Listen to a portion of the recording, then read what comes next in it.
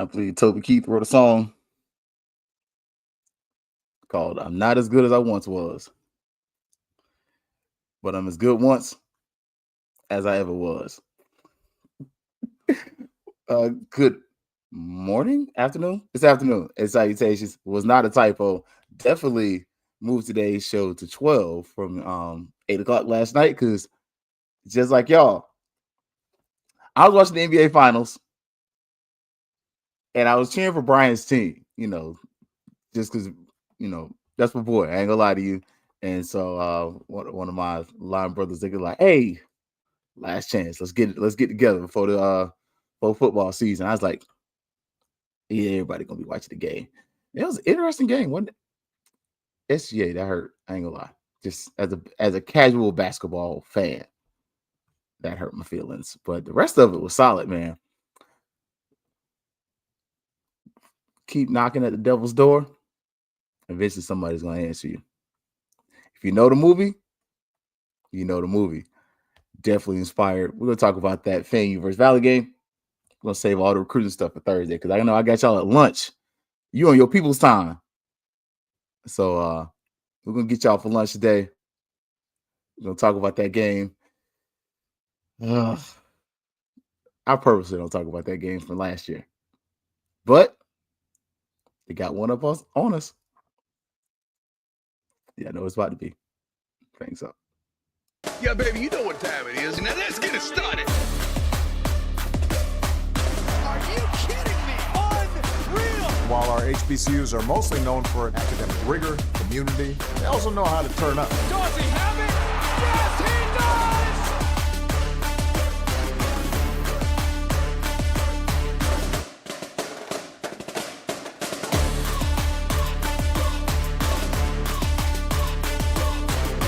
And that might be the knockout punch.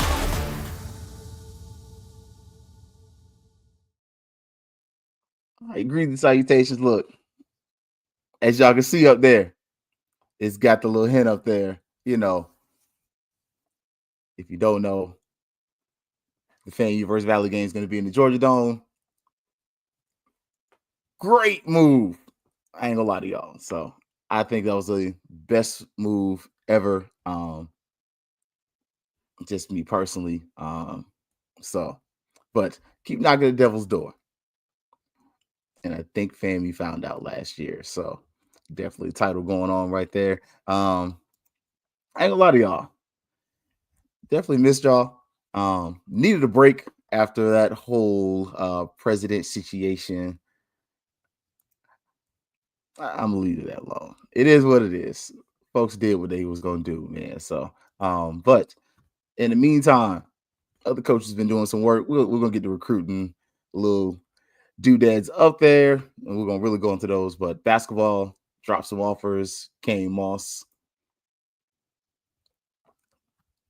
Jacoby Judy. Okay, it's a football offer right there. So we're gonna get that out there. Like I said, but also that when our lineman hit the transfer portal, local from Rickards, he was at Florida State first. Basketball got another offer. Ty Bell and Justin Morris was another offer that went out there. So, oh no, not offer. Sorry, Justin get offered. He's going to the camp. So yeah, I did not say it completely, but I'm gonna go in more detail on Thursday. Kind of, had the pictures, everything we do there like that. But because I got you on your man or your woman's job or on your job for lunch, we're gonna be kind of direct to the point. Then last year, the game that had me the most angry as a fan, as a person, was the Mississippi Valley State game. The PV game, I was frustrated, but I understood. It's a away game. I believe Junior played that game. Daniel just got hurt. So I was like, we should have won, but cool. But then the Mississippi Valley State game, that made me mad. I ain't gonna lie to y'all. Like, that was the one game where I distinctly remember being on the sideline and talking to other people in the media about what was going on. And it normally, when you're on the sidelines, your media credential stuff, you're just really observing the game, trying to get some pictures, all that kind of stuff. Like, you're really not bothering people. You don't say anything to nobody really. Like, I mean, you're always cordial, what's up, how you doing, how's the family, how the kids, kind of stuff. Or if it's the students, man, hey, how's it going, great to see you, how are classes, just encouraging the kids, if they trying to take a picture, especially for me, hey, going on, get in front. Like, you're a kid, you're in school, I'm old, this is my, this is the vibe for me, this is your grade, there's a different vibe. This is the one time where we weren't talking about like getting a good shot. Like, at a mass, even the media people were like, if we don't do something, we're not going to win this game. So don't think I'm going to make it to that one this year. We'll see. And I got to check back with OBC. Like, I didn't see I saw that link, but then it closed. So need y'all to HBO help brother out. What's up, little baby? But last year, the Mississippi Valley State game was the one game where you learn the results of letting somebody hang around. Like, and I think considering what it was emotionally, like it was that game that it was the straw that broke the camel's back. And I remember talking to my pops, he was kind of like, yeah, you hate that you lost it, but it might be a blessing in disguise. And I was like, gritting my teeth, I'm like, you might be right. And he was, because immediately we see a change on FAMU's offense. Like, and we're not just talking about personnel.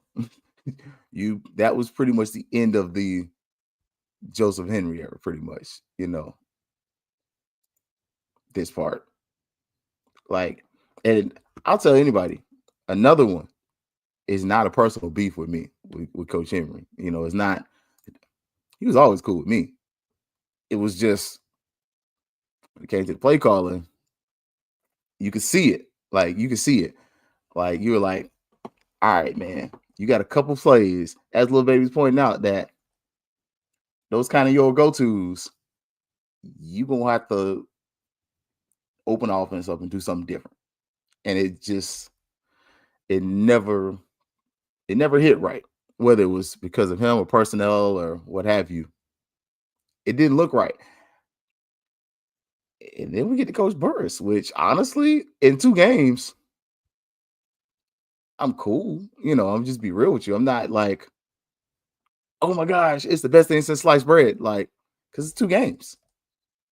Like, I still really can't tell you what offense he will run versus the offense he's being told to run.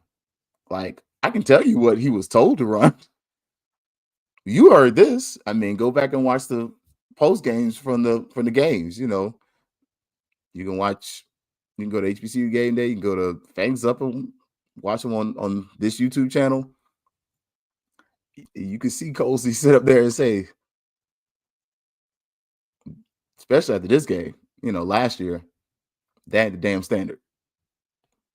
That, at in a match, like he was hot. And honestly, in the press room, when I tell you post game, that is the most awkward spot I've ever been in as a press person, because we were even second guessing. Like, it wasn't even like, normally the press room, again, there are no rivalries, especially with FAMU, and I love one thing, like, you got OGs in there. So you got like Vaughn, and you even have, people like Brian and myself, who we're media. We gonna have our little bias, but we try to be as level as possible. And we you know, I remember one time last year, Daniel Richardson kind of walked in talking. He's like, "Oh," and we said, "You're good." And we were like, "Hey, nobody started a camera yet, Doc. You are good. We'll let you know. We got you. We're not here to get you. We're just here to cover the stories." And we always set that level. And then post game, we waited so long, and we were just talking, and we were just like, "How did we lose?" Like, even as the media people were like, "How did we lose?" Like, and the Valley folks, you know, the players are excited. This was the lesson, and to me, this isn't a game that I don't know if it's hard to get up for. Like, I think it's going to be an easy one to get excited for as a player, especially if you were on the team last year. But some of it is on the other side. By this time, you should know what you're getting from Valley. But if you're doing early scouting, you have no clue what you're going to get. It is not the best since sliced bread. We won the last two, saved by the rest of the season. You look, you know, I didn't expect to run to the playoffs or a bowl game under new regime, but I didn't expect to lose to those. I'll be honest with y'all. You can go back and watch season prediction. That wasn't on my bingo card. It wasn't. Like, I had the Jackson State game as a probable loss. I think that's probably really it. If I go back, you know. Besides Troy. I mean, I had Troy as an L. Being honest with that one. Like, I could convince myself that we could win, but I didn't have it as a win. So, anyways. So, AD Suggs gave us the news that Valley moved the game to Atlanta. And I'll be honest with y'all, I've said this for the past couple years, and I'll continue to say it. It's on Mississippi Valley State. We have 4 home games, maybe 5. Out of those 4 or 5, I'm trying to put 3 in somebody else's crib. 2 to 3, like, because 1 home game ain't fair. But if I could have 3 home games and one of them be a classic, or 2, you know, out of 5, it makes business sense, especially when you start talking about the FAMUs of the world. Like Cookman, sorry, y'all got the trouble. But a FAMU or the ride ain't too bad from Southern, but those kind of schools where it's an 8-hour ride, anybody coming for that? Like, a little baby said I had JSU, ASU as possibles. I think those are my 3. I think I had those JSU as an L, Bama State as a possible, and I had Troy as an L. But that wasn't the standard. Anyways, but it was genius. You know, shout out to Valley's athletic director when you're talking about a game where attendance-wise, you're talking if you get a hot 7,000 plus the band, that's a good day where you just move that thing to Atlanta. We've seen this movie before. If you're a FAMU, like, like we jokingly call it FAMU North because let's just be honest. When it comes to Atlanta, it's a mecca for Black culture, but it's also a place where a lot of FAMU alumni live, and a lot of FAMU alumni like to visit. Like I remember when the Atlanta Classic, we would drive from Tallahassee to Atlanta for that game. That was one of our 5 games. We had the Atlanta Classic, Florida Classic, and home games. That was all we went to every year. You could bank on it. Like, that was our family trips. We had planned our schedule. Like, that's what I'm saying. I think it's a genius move, honestly. Like, I think if they could get this thing right. Look, you got FAMU in the building with Valley. Can I be honest about this? I call the SWAT commissioner Mr. Dr. McClellan. That's why I didn't come out right, because I didn't give him the proper title. Dr. McClellan. And I said, hey, can we make this a thing? Like, we know you got the MEAC SWAC Challenge. We know you got the Celebration Bowl. But can we get 2 teams in Atlanta mid-season every year and make it a classic? We would love FAMU to have as a priority. I'm just saying, like, that's just me. You could rotate that mug around FAMU and different SWAC schools up there. But that's, to me, that's the move. Especially when we're talking about media and marketing and everything else. Like, coaches being former those too. Hey, man, I told y'all about all them coaches coming from Florida State. Told y'all I felt about that too. I don't care. But, and look, that's where I'm at with you, little baby. That was fun. I ain't gonna lie. Like, I don't know if y'all remember when FAMU and Southern would go to Atlanta. That was a great game. In a time when you're talking about media money and you're talking about media deals, and we kind of scoff at the SWAC contract. If you can give a media company another big game in a big time facility with your most loyal HBCU fan bases, you can't tell me that's not a winner. Like, it's a good look just on TV. Like, you can sell it, you can find your advertiser. I'm just saying, you might have lucked up as a conference into a great classic that can make you some. It might not make you some millions, but it might make you some hundreds. Like, it might get you some hundreds of thousands of dollars. And if you get it with the right company, it could be some millions. Like, I'm just saying, as a SWAC, you can't luck up but so much. I mean, you add FAMU, and let's be honest, what is a SWAC without FAMU? And I'm not trying to be like funny or facetious.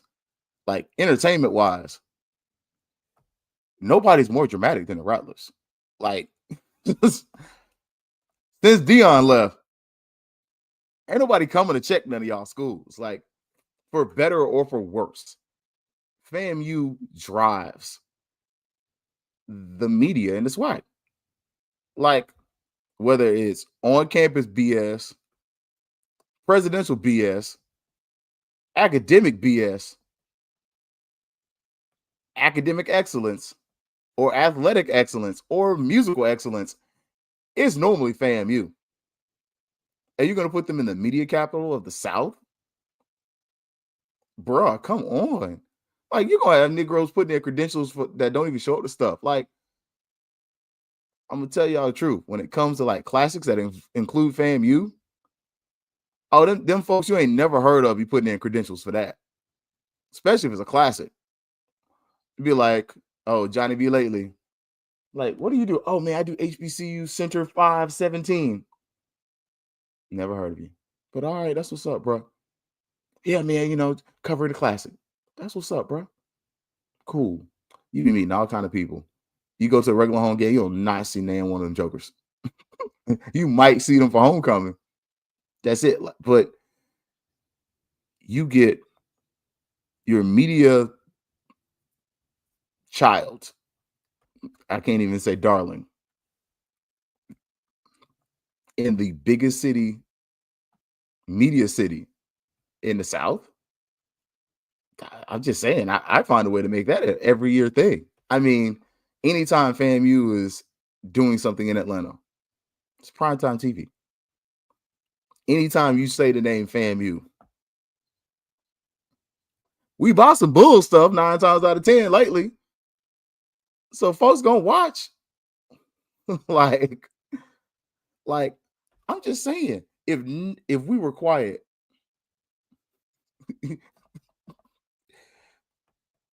like, it's funny to say we brag different, but man, ain't nobody more battle tested than a Rattler. Man, if you're a FAMU and a Rattler in the past couple months, the past year, you've been through it, right? Don't give the devil a foothold, right? Don't give him a foothold. That's something I think we've learned multiple levels, right? Again, as my favorite quote from the movie Four Brothers goes, you keep knocking at the devil's door, eventually somebody's going to answer you. And I think that's what's kind of happened. Look, I'm just saying, at least every other year. Like, honestly, you can fluctuate between Jackson State, Valley, and keep FAMU in Tallahassee. I mean, not Tallahassee, Atlanta, excuse me. And the only reason I would do that is Valley's got the biggest stadium in SWAC. Like, I know y'all folks ain't go travel like that, but if you control the schedule, I can throw you in a classic and put FAMU in there every year, every 3 years, every 2 to 3 years, like, or every other year. Like, some years Southern be up there just to try the mother folks out. But I keep FAMU in that mug. I'm just saying. Now for this one, somebody put it up there. It's a battle between the school on the hill and the school from the Delta. But both schools got coaches from across the train tracks. So this is another example. I don't know if y'all caught the last episode. And normally I operate with notes. Today is lunch. I'm not trying to hold you too long, but I'm trying to remember it all. So, but this is a case where you have another professional football coach. He didn't leave professional football, quote unquote. The team kind of went defunct here in Orlando because nobody went to the games. Sorry. But then they went to college. So, and Coach Terrell Buckley is a FSU legend. He's also, I believe, from Pascagoula, Mississippi. So he gets his college head coaching start. He's been a head coach before. Coach for the Orlando Guardians. Team was kind of trash. Be real with y'all. Like, just like when we brought Cozy on, I was like, Cozy's coming. He's in Canada. Wasn't the best record. I'm not judging him based on what happened in Canada because he ain't bringing none of that coaching staff with him. Like, he did some decent things in Canada, but it wasn't amazing. Well, same thing down here in Orlando. He had a product. It wasn't really watchable. So when I'm kind of looking at it on both sides of the ball, talent-wise, I'm going to tell you, FAMU should win. But after last year, this ain't a rivalry. And you can't throw the records out the door. But considering the fact they came to brag and beat us at home, you can throw the records out the door. like, I'm just saying. I'm with you, little baby. Now, I think offensively, it's going to be it's going to be a lot of what you saw last year. They're going to have to air the ball out. They're not going to be able to line up, head up, and just run the ball at you. Like, this is not going to happen. Like, not saying that. I'm going to say it like this. This is the best way to say this. If you continue to follow the recruiting trails and trends of one Dr. James Colsey. Yes. James Colsey has a PhD. I'm going to stop because I almost went there and I'm not going to do it today. James Colsey has a PhD, though. I think it might actually be a PhD in education. That's wild. Colsey's got some credentials. Must be nice. We'll stop. Anywho's, Colsey's been recruited out offensive defensive line. He sent a few away too now. You got, like I told you, I just got one to hit the portal. He should have stayed at FAMU. He should have came to FAMU out of high school. But I digress. Sorry, this foul. We got a coworker. She would be like, catch yourself. All right, so in this one, I think FAMU is just going to be more physical. Like, some of that you definitely, I can't say you really tried last year Because I can't really tell you what that offense was we was running last year, especially this game. Like, I think this is going to be one of those where you try to be a lot more physical at the point of attack. This is going to be a game where if you are on your P's and Q's, what you are trying to do is you're really trying to get some of your better players an opportunity to make some big plays at an NFL stadium. Like, just because the highlights look better. I mean, the highlights look one way when it's FAMU and Bragg Stadium. It's Bragg, especially if it's packed. But it's just a little different when it's an NFL stadium and you sitting there and you're like, okay. Like, I think it just looks better. Even though it is Valley, I think FAMU's going to mix it up, but I think you're going to be run heavy. Like, I think a point of attack, you're going to be very physical. And I think offensively, and I normally do defense first, but defense wins championships. And part of the reason we lost this game because the defense wasn't great either against Valley last year. But offensively, I do think you outscore them. Like, I don't think it's a blowout by halftime. But I think if you watch that NBA Finals game last night, I think it's kind of like that, where, all right, halftime, we still in this. It's still tight. And I feel like Cozy will come in there with the trucker hat. John Cozy be rocking the trucker hats. And it's in the damn standard. Beat your ass at home last year. He's like, no, we can't lose this game. You got fans hands too. Like, I and I think Cozy's jaw's gonna be a little tight, back's gonna be a little straight. It's gonna be a short speech. Then he's gonna let the team captains take over. Like, I think that's it. I honestly, I think even if we have 20 points at half, I think either way the speech is gonna be the speech. Like, it don't matter what you do, football team, for the FAMU game versus Valley, they ain't damn standard. Like, you already know what Cozy's gonna say. Like, and you know, he got the little birthmark. It's gonna be shining. He's gonna be upset. He's gonna be looking, eyes gonna be tight with the glasses on. It's like, and Cozy's still kind of swole a little bit. Like, I'm telling y'all, like, Cozy gonna have the boys right at half. Now defensively, and I agree with you, little baby. I think the offense is gonna be balanced this year. I think we're being sold that it's gonna be run heavy. But I think it's gonna be a balanced offense. Like, I agree. We need something, Mary. Like, as a fan, we just need something. Defensively, I don't know. Like, I really, this is the one game, to me, more than anything, it comes down to the D-line. Like, that was part of the success and failure for last year. We got no pressure on our quarterback. Like, nothing significant. Like, I can't think of any real sacks. I can't remember him really being under duress. And to that point, man, some of our corners get burnt. Like, all the corners got worked that game. Like, and it was tough to see. Hated to be honest about it. But our secondary, it wasn't it that game. D-line didn't get a lot of pressure either. And some of that is a failure of the system, if we're being honest.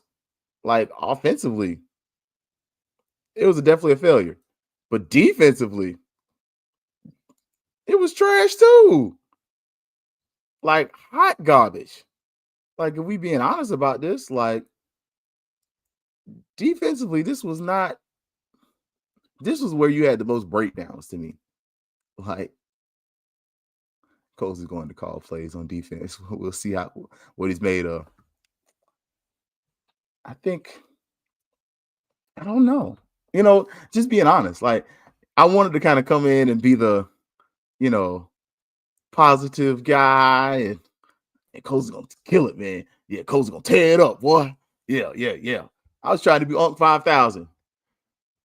I can't be on 5,000 today, even with the grades and the beard. I think Cozy gonna do better than what he had. I can say that.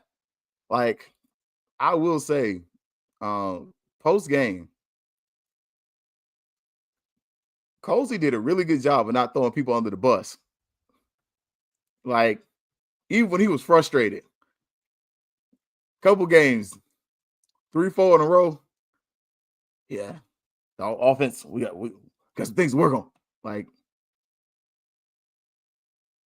Like Cozy was, but he didn't say, even when the seats were getting hot, like, hey, you about to replace this offensive coordinator? No, he ain't say nothing. We're gonna work some things out. Like, look, head ball coach got to show me something this year. No more tiptoeing. I ain't mad at that. I think this is where I think this is gonna be one of the fun parts of this game. And this is probably why in my mind that defense didn't go first and it started with offense. The story of this game is going to be whose defense is better between two guys who played in the same defense. That's interesting. Like, you have the same foundation. That's a difference. Like, we talk about with the whole situation of, whatever was going on with FAMU the past couple weeks, who's got it best interest of FAMU, XYZ. But a lot of this is who's got a FAMU foundation when it comes to that kind of stuff, right? You're talking about two people who are coming from the Mickey Andrews Foundation, which to a certain degree, same foundation as Jackson State's defense, which is going to be interesting. It's pretty much saying I've got better corners than you, and I have a defensive line and linebackers I can get home. That is the core of that Mickey Andrews defense. Like, not to be an FSU homer, not to be an FSU fan today. Congratulations on getting that quarterback commit y'all got. Hope he sticks. But that's the basis of the Mickey Andrews style of defense. You have to have a defensive line that's disruptive and cornerbacks that you trust that can stay in coverage. That's like that. That's the basis. I mean, honestly, that's what you saw Prime run in Jackson State. Try to run it at Colorado. Do we have the athletes to run it without Travis Hunter at corner? It's going to be interesting. We'll see. I ain't gonna lie, y'all. Look, I'm not the biggest Colorado fan. I used to like Colorado. They lost me before Prime got there, though. I ain't gonna lie to y'all. But I think defensively, the question is going to be who knows the other person better. Like, relationships matter, right? Like, we've seen outside of academics and athletics, relationships matter, right? I think in this case, when you're looking at these two football coaches, how well does Buckley know Colsey? And how well does he know his tendencies? Because some of that is going to come into play when you're coaching against your friend. You're coaching against your brother. Like, my best friend in life is my cousin Jonathan. And when it comes to Madden and any football video game, Jonathan and I, we don't really play video games like we used to. We unks at this point. If you put us in front of an Xbox right now, I could tell you the first thing what you're not going to do is run the ball. Why? I know Jonathan.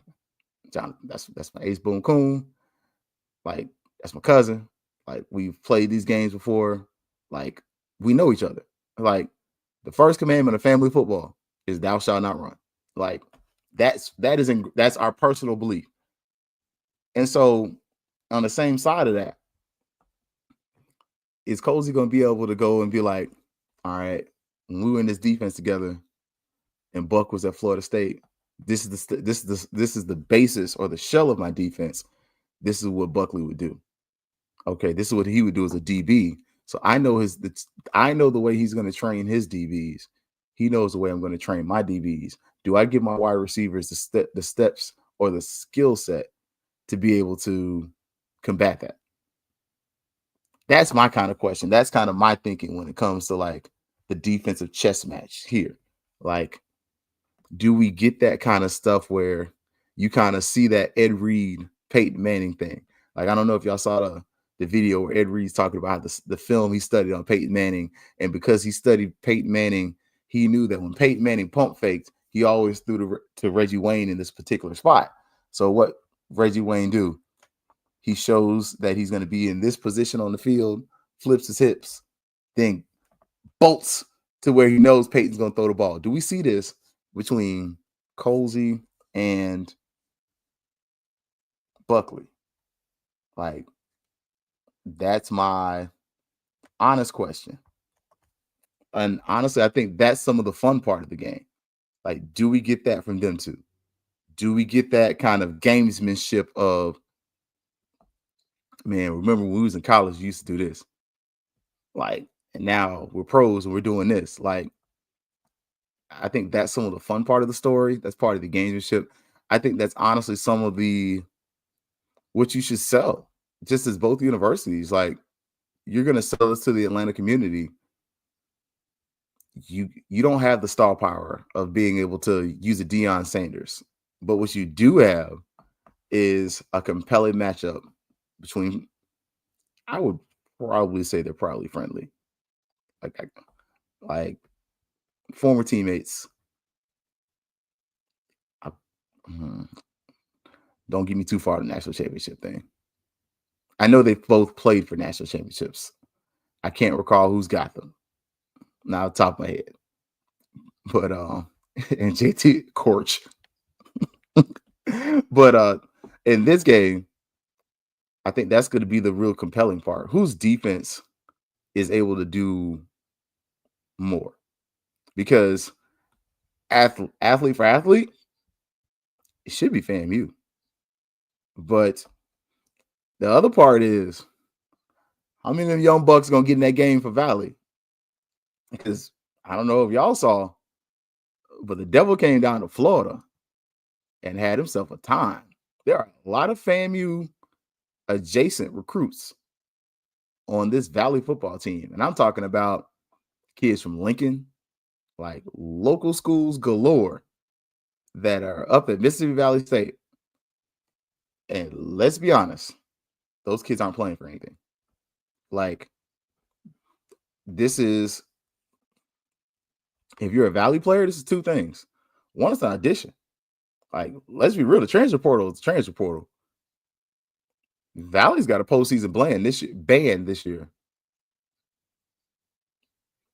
Like, it's very likely to see that FAMU's got to be on theirs to avoid having one themselves next year, but academically. But this is a game where we've seen, what Valley is. Minor league of the swag. If you're the best player at Valley, somebody else gonna come get you. Like, we can lie about this. We can be honest. If you're at UAPB, Mississippi Valley State,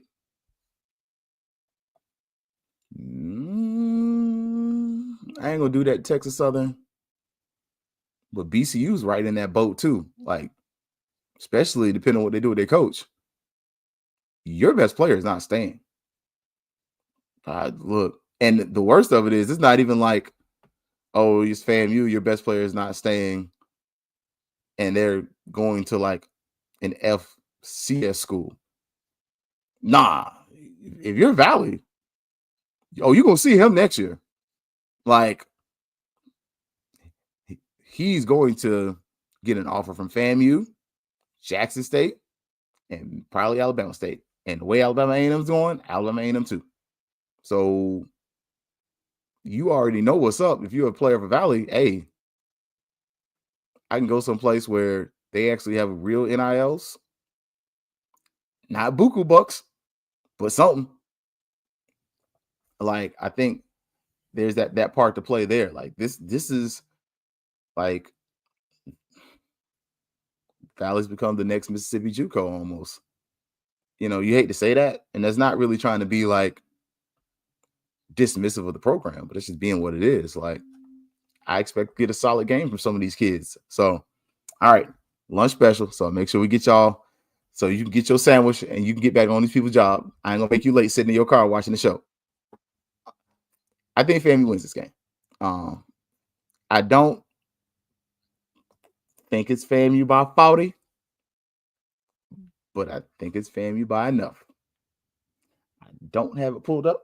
Let me pull it up right fast so I can type it up. Told y'all we went with no notes today. I think FAMU wins this game. I do think FAMU scores 50 points. So what was that? 49, 56. So I would say 52-20.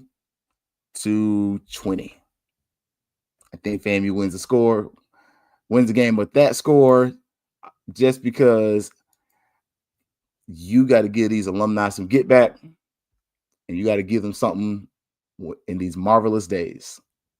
So that's what I got, man. That's what I think. I think FAMU's going to win the game in the Georgia Dome, and I think the SWAC just walked into another potential moneymaker. Like Dr. McClellan, you can thank Valley. I think they think they just put a couple $100,000 in your pockets.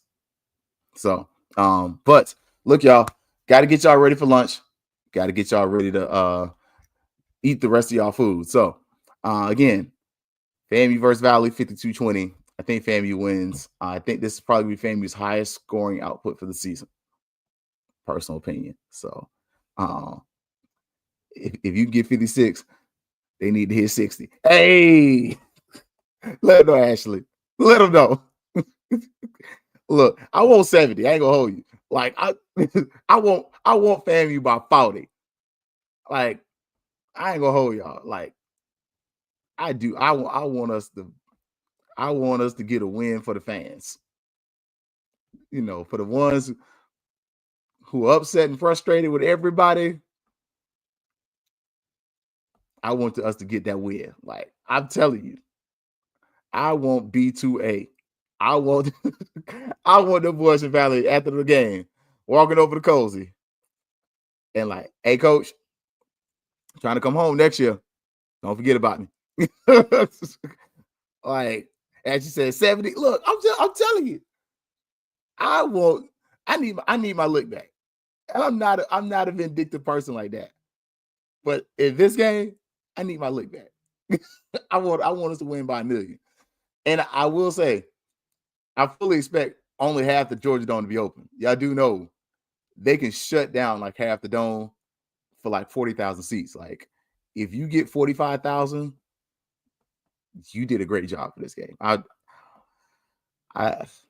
think the attendance goes over 20, but under 30 for this game. So I think what Valley is doing and has done has put themselves in a spot where they might have found themselves in the good graces of the SWAC for finding some money.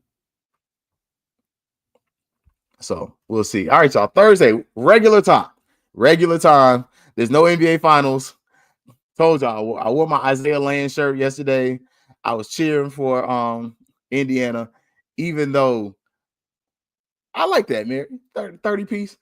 Even though I did pick OKC at 7. So if you call St. Clair Rain, Hallelujah 95, round 1, you can go fact check me. St. Clair even was like, I was like, I can't let it go, man. I can't let it go. Thunder and 7.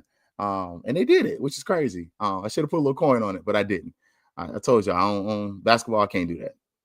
Football, I don't really do it either. Like, I'm not big on gambling like that. I can't control it. That's why, it's not like the habit. I can't control the outcome of the game. Control freak. So Thursday, we'll talk about that next game. Talk about some of these kids that got offers. Basketball, man. Look, Coach Charlie Ward. Yeah, you know how the uncle be saying. Coach Charlie Ward. We're going to talk about your recruiting. Welcome back to the 220 Club. Everybody with your friends and family, we got the $1 million going.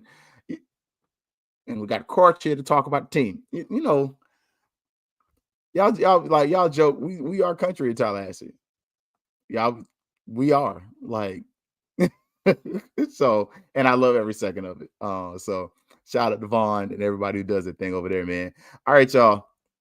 So again, FAMU 5220 in Atlanta. That's my score prediction. I'm gonna write it down. I'm gonna get my graphic ready. So Thursday, we got it up there. Again, Thursday, it's gonna talk about those basketball recruits. Football camps are going on. Football recruits. Softball camps are coming. So I'm expecting a couple offers to come out that way. And Coach Shoop, I need about 3 and a possible. That's all I'm saying. I'm trying to repeat his SWAC champs. That's what I need right now. And so we're gonna see. And look, volleyball, Coach is just a sniper. Like, he don't tell y'all he doing nothing. He just come there with some new girls, kick butts, win championships, and it's over. Like, I'm just saying, it's gonna be some fun times, man.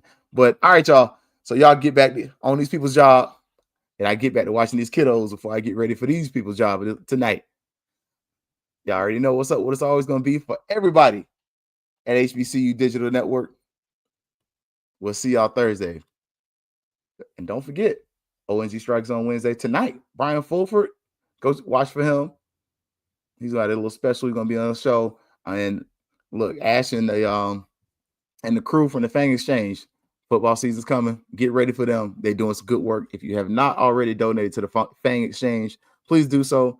Appreciate everybody who donated to the track team and Kurt Dawkins and that whole crew. Please continue to donate to the track team. So again, the funds are earmarked for the track team. Kirk was our example student, but whatever we get, we'll go to the track team so that we can try to help them out any way possible. But all right, y'all. So for everybody here at HBC Digital Network, you already know what's up. What's always going to be. Fangs Up. Yeah, baby, you know what time it is. Now let's get it started. Are you kidding me? Unreal! While our HBCUs are mostly known for academic rigor, community, they also know how to turn up. Dorothy